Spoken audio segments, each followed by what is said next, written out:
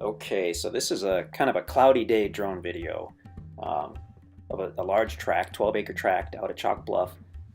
We're directly over the property looking toward the north. So you can see the timber on the property. Some of Chalk Bluff was logged really heavily and some was just kind of had a normal logging job on it. This is one of the ones that was logged pretty normally. As you look off, if we pan over to the right, you'll see an area that was logged pretty darn heavily. This particular tract looks pretty standard for logging here in the Ozarks, which is the only logging we're familiar with. So we're headed south, looks like southwesterly over the property, and this area up by the road is basically level. A lot of potential sites once you get back off the road a little bit, and then the property begins to slope down. And look at the topo map to really see how it's situated. It begins to slope down into basically like a valley area. We have not explored the little valley area, but just about every time we see topography like that in the Ozarks, we find cool rock formations. I mean, we find springs, we find all kinds of neat stuff when you're talking about these natural valleys, which is what you have on this property. So I mean, you've got large acreage, great for hunting, great area for white-tailed deer and turkey.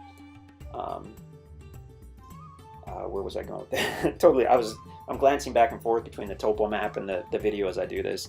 So you've got the hunting covered. You've got some really nice building sites up by the road, far enough back that they'd be good for building. Okay, so now as we look, you can see the line between the heavily logged and the normal property, and that's basically the ravine or valley or whatnot that runs through the property. So the property more or less starts where you see the timber begin, and it maybe goes to the heavily logged stuff just a little bit. I mean, we look on the topo map to kind of see how that is, but 90% of this property just really doesn't look too bad to me. And this is going to be obviously going into fall on a very overcast day, so really pretty decent, and we're in a great area. We've got large acreage. It's got frontage, quite a bit of frontage on the main easement road up here at Chalk Bluff.